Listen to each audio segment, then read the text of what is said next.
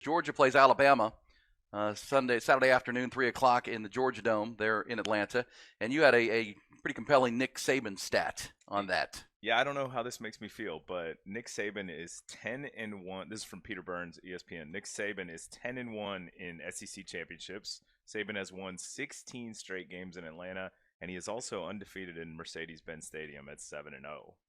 So I don't know how that makes me feel because I can't decide if I want Alabama to beat Georgia or if I want Georgia just to take care of business because you think about for Texas, it's the quality of their win, then Alabama becomes that much better. But I know you don't buy into the two SEC teams, but I I could totally see the committee bumping somebody out and saying Alabama and Georgia get in, and I understand where they're coming from with that. Well, and I heard that debate quite a bit yesterday. As a matter of fact, we had it yesterday, and my contention is there won't be two teams from any conference this year.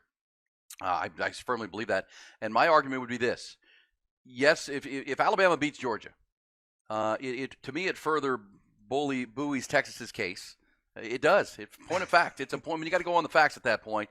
Texas beat Alabama by 10 points in Tuscaloosa. If Alabama then beats Georgia, look, by the way, who are the Georgia heavyweight wins this year? That's what I was actually just looking at because Georgia's best win is Missouri in Athens this year, right? They beat Tennessee, who was down this year. They beat Florida. I mean, who is Georgia's best win? Ole Miss is their best win. Okay. That number 9, and they won 52-17. But I agree. Like I think, and even I'm just as guilty of it. I just in my head have considered them easily the greatest team in college football just because they've been pasting people. But this is their play-in game. I mean, yeah. To me, you have to consider this a play-in game. And if Georgia doesn't win it, they're out. I mean, that would be – and here's why. They wouldn't be a conference champion, Nick. The conference championship data point and that 12th win is going to be a huge factor, in my opinion, because Texas has a chance to be a conference champion in a 12-win season. Oregon has a chance, even if they have a loss, that they were a conference champion in the Pac-12, which was a very good conference this year. Texas Big 12 champion. If Georgia's not even a conference champion, I'm not seeing it. Now, if they want to put them in over Florida State and include Texas and Alabama, because Alabama's the SEC champion at that point. They're in. I don't know where they seed them all, but they're in. Texas is in as the Big 12 champ if they win. Oregon or Washington are in as the Pac-12 champ, and then you can decide. If you want to go ahead and not put the ACC champion in. I mean, Michigan's in too, obviously. So no, I think the conference championship and the 12th win would be a big data point in that conversation for the committee. And I look at it's not a situation the committee wants. I mean, it's going to be a mess because the Georgia fans are going to be howling. We won 29 straight games. We're 29 of our last 30 games. We're not in. We're not one of the 4 best teams. But you're not even a conference champion, and you didn't win your biggest game.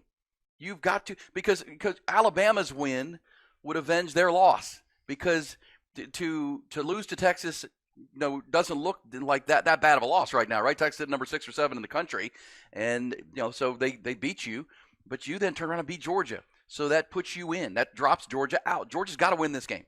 I don't care what happened the last 3 years. I really don't. Yeah. What's happened this year is what's going to count going in. Well, I just so you know, I 100% agree with you and everything you're saying. And my issue with it is you are using logic, and your logic checks out, and it's completely right in my opinion. And that's what should be done. But this committee has proven week in and week out that logic doesn't matter. That the only thing that matters to them are these big, sexy wins. That's what they want, and that's what Georgia's done most of the year. Granted, they slipped a little against Georgia Tech, and maybe Missouri, but they've pasted people, and so did Oregon, and they fall in love with these teams. And Texas, we have this reputation as a team that's squeaking by, right? Like instead of the rhetoric being Texas lost their incredible running back, Jonathan Brooks, and they won 2 games with a backup quarterback who'd never really even played in a game. Instead of getting credit for that, it was like, well, they squeaked by a higher ranked Kansas State team with a backup quarterback. So it's just I agree with you 100%, but I have zero faith in this committee, especially when they paraded Boo Corrigan out there talking about Bo Nix. If the fact that is in his head, that completion percentage is in his head, shows me that they're in love with that. And Georgia's done that. So I don't know, man. I hope you're correct. I just think this is an outlier of a year. We haven't never had a year where 8 teams have a look on the final weekend. Never. Yeah. And meaning 8 teams have a look, and they have to be considered. So you have to consider every data point, all the way down to conference champion. Conference champions need to be in, because starting next year you're going to a model that's a 12-team model, but you're guaranteeing the Power Four conference champions are in. And so this year you set that precedent. You can't drop a conference champion out and put in a team that lost their conference championship game. I don't care. Just remove the Hamlets and who they are. Just say that. I agree. Remove that and just use the logic of it. That if you didn't win your conference championship this year, you're not going to be qualified. Last year you could, because there weren't enough, and Ohio State jumped in there. TCU jumped in there. I mean, last year was an outlier the other way, where a couple of not conference champions got in, which was bizarre. But we'll see, and we'll see this weekend if all of a sudden there's all kinds of chaos. Well, then they've got some real decisions to make. But point of fact, if that's true in Alabama, look, Alabama nearly lost to Auburn last week. Yeah. I mean, on a desperation 4th down Hail Mary play. They don't win that game. We're not even talking about Alabama, but they could still upset Georgia. Georgia's got to win this game. Yeah. And Georgia fans need to know that going into it. Because I do think, because Washington, I said this all day yesterday, Georgia, Alabama's a play-in game. Alabama, Washington, Oregon's a play-in game. For Texas, it's a win and give yourself the opportunity game.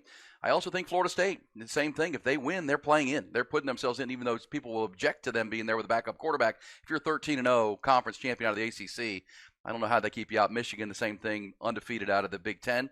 It's razor close, but I think that would put Georgia at 5 outside the window. I just think they have this love affair with it's blue bloods who have been strong recently, and there is this this unpublished data point of you've been really good recently, or you've been undefeated, or you've won this many conference championships recently, and they're getting credit for that, which I think is the biggest pile of garbage, because things should be based on this year, not on your history, not on what you've done in the past, not on who your coach is, not any of that. It's what you've done on the field, and it's your resume. And if we actually go on resume, which is what they say, there is zero argument for keeping Texas out of this Final Four if they win their game on Saturday.